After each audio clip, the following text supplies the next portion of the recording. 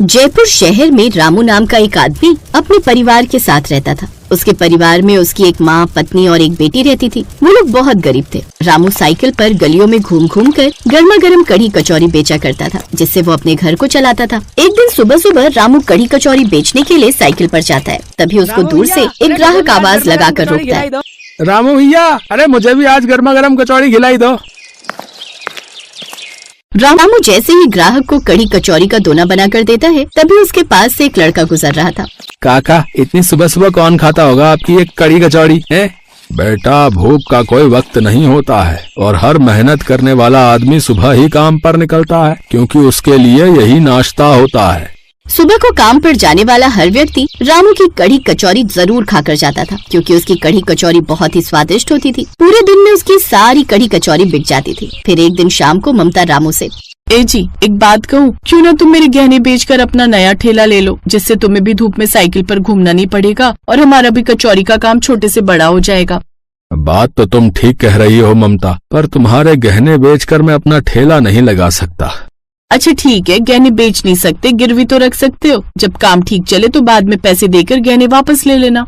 रामू को अपनी पत्नी की ये बात ठीक लगती है और वो ममता के गहने सुनार की दुकान पर गिरवी रखकर पैसे ले आता है। फिर उन पैसों से एक नया ठेला और कढ़ी कचौरी बनाने के लिए एक बड़ी कढ़ाई और भगोना खरीद लेता है। और अगले दिन से ही रामू जयपुर के बाजार में अपना कढ़ी कचौरी का ठेला लगाना शुरू कर देता है। ग्राहकों को आवाज लगाकर बुलाने लगता है। अरे आओ भैया आओ, अरे बहन जी आओ आओ, अरे गर्मा गर्म कढ़ी कचौड़ी खाओ, अरे एक बार खाओगे तो स्वाद भूल नहीं पाओगे। हाँ, उसकी कढ़ी कचौरी की खुशबू पूरे बाजार में कुछ इस कदर फैल जाती है कि उसकी खुशबू को सूंघते हुए लोग उसके ठेले पर खुद ही खींचे चले आते हैं। वाह भाई साहब वाह, ऐसा क्या बना दिया आपने जो पूरे बाजार में इसकी खुशबू महक रही है? मैं अभी घर से खाना खाकर आया था, लेकिन इसकी खुशबू ने मुझे आने पर मजबूर कर दिया। अरे ये कढ़ी कचौड़ी है भैया, इसके सारे मसाले मेरी पत्नी घर पर ही बनाती है। अगर एक बार इस कचौरी को खाओगे तो मेरे पास दोबारा खाने जरूर आओगे। हाँ अच्छा, आप जल्दी से मुझे एक प्लेट कचौड़ी लगा दो फिर तो। और एक प्लेट मुझे भी लगा दो, 3 प्लेट पैक कर देना भैया। है इसी तरह उसकी सारी कढ़ी कचौरी पूरे दिन में बिक जाती है और पहले ही दिन उसकी अच्छी आमदनी होती है। करीब ऐसे 2-3 महीने गुजर जाते हैं और एक दिन रामू के पास कमल नाम का आदमी परेशान होकर दौड़ते हुए आता है। अरे रामू भैया, मैंने सुना है हमारे बाजार में जितने भी ठेले लगते हैं उन्हें पुलिस वहाँ से हटवा रही है, क्योंकि वहाँ कोई बड़ा मॉल बनने वाला है। हैं? क्या? अगर बाजार में सभी ठेले को हटवा दिया गया तो फिर हम लोगों का कैसे काम चलेगा? हमारी रोजी रोटी तो हमारे ठेले से ही चलती है भैया। अरे भैया, अरे तुम तो एक बार को फिर भी साइकिल पर बेच लोगे, मैं तो गन्ने का रस साइकिल पर नहीं बेच सकता हूँ। उसके लिए तो मुझे ठेले की ही आवश्यकता पड़ेगी ना। अब कोई नहीं, अब जब तक बाजार में ठेला लग रहा है तब तक ठेला लगाते हैं, और क्या, उसके बाद कहीं और अपना ठिकाना देखते हैं। अगले दिन रामू फिर से ठेला लेकर बाजार में गर्मा गर्म कढ़ी कचौरी बेचने के लिए जाता है तो वहाँ देखता है कि पुलिस सभी लोगों के ठेले बाजार में से हटवा रही है। तभी पुलिस वाला रामू के पास आकर कहता है, अरे देखो भाई, यहाँ पर अब नया मॉल बन रहा है, समझे? इसलिए अब से तुम्हारा ठेला यहाँ नहीं लगेगा, समझे? लेकिन साहब, पूरे शहर में यही एक जगह है जहाँ पर हम अपना ठेला लगाकर जो है अपने घर को चलाते हैं। अरे देखो भाई, अब ये जमीन किसी बड़े डीलर ने खरीद ली है, समझे? इसलिए अगर तुमने अपना ठेला यहाँ से नहीं हटाना तो तुम पर भारी जुर्माना भी लगेगा और तुम्हारा ठेला भी जब्त कर लिया जाएगा, समझे?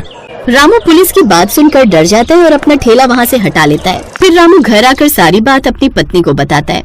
कोई बात नहीं जी, आप कल से अपना ठेला शहर के कस्बे में लगा लेना और वो हमारे घर से ज्यादा दूर भी नहीं पड़ेगा। अपनी पत्नी के कहने पर रामू शहर के कस्बे में अपना ठेला लगा लेता है और अब उसको वहाँ 1 हफ्ता हो जाता है। तभी वहाँ पर खड़े खड़े आसपास के सभी ठेले वाले रामू के बारे में बातें करने लगते हैं।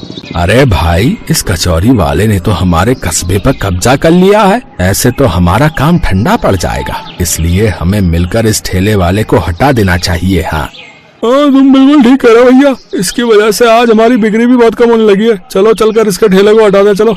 वो दोनों रामू के पास जाते हैं और उससे कहते हैं, अरे भैया, हम पर भी कुछ रहम करो, वहाँ पर पुलिस ठेला नहीं लगाने देती और यहाँ पर आप लोग मना कर रहे हो, तो बताइए हम गरीब कहाँ जाएं भैया? अरे देखो, हमें कुछ नहीं पता, तुम चुपचाप अपना ठेला यहाँ से हटा लो, वरना तुम्हारा ये ठेला फिर कभी दिखाई नहीं देगा, बता रहे। रामू उनकी धमकी से डर जाता है और अपना ठेला वहाँ से लेकर घर आ जाता है। अब वो जहाँ भी अपना कढ़ी कचौरी का ठेला लगाता है तभी उसको आसपास के ठेले वाले वहाँ से भगा देते हैं। कुछ दिन तक ऐसे ही सिलसिला चलता रहता है। तभी एक दिन रामू परेशान होकर अपनी पत्नी से कहता है, मेरी तो कुछ भी समझ में नहीं आ रहा है। यहाँ बाजार में पुलिस ठेला लगाने नहीं दे रही, और अगर मैं दूसरे बाजार में जाता हूँ तो वहाँ के ठेले वाले अपना रौब दिखाकर भगा देते हैं, जिस कारण रामू की अब कोई आमदनी नहीं हो पा रही थी। वहीं दूसरी तरफ उसकी बूढ़ी माँ बीमार चल रही थी। उसके पास अपनी माँ को हॉस्पिटल में दिखाने के लिए पैसे भी नहीं थे। एक दिन रामू की बेटी अपनी सहेली के घर से आती है और अपने माता पिता की बात सुन लेती है। पिताजी, मैं अपनी सहेली के फोन में एक कहानी देख रही थी जिसमें एक आदमी कहीं भी अपना छोले चावल का ठेला नहीं लगा पा रहा था। फिर उसने एक दिन अपने गांव के पास वाले बस स्टैंड पर ठेला लगा लिया, जिससे उनकी अच्छी बिक्री होने लगी थी। पिताजी, क्यों ना आप भी अपना कड़ी कचौरी का ठेला बस स्टैंड के पास लगा लो। सुनो जी, गुड़िया ठीक कह रही है। वैसे भी हमारे बस स्टैंड पर कोई भी ठेला नहीं है, और दूर से हर आने जाने वाले इंसान को भूख लगती है तो वो कुछ न कुछ जरूर खाता है। अगले दिन से रामू बस स्टैंड पर अपना कड़ी कचौरी का ठेला लगाना शुरू कर देता है और वहाँ पर पूरे दिन लोगों का आना जाना लगा रहता है, जहाँ हर कोई व्यक्ति रामू की गर्मा गर्म कड़ी कचौरी जरूर खाकर जाता था, क्योंकि उसकी कचौरी का स्वाद ही और ठेले वालों से हटकर था।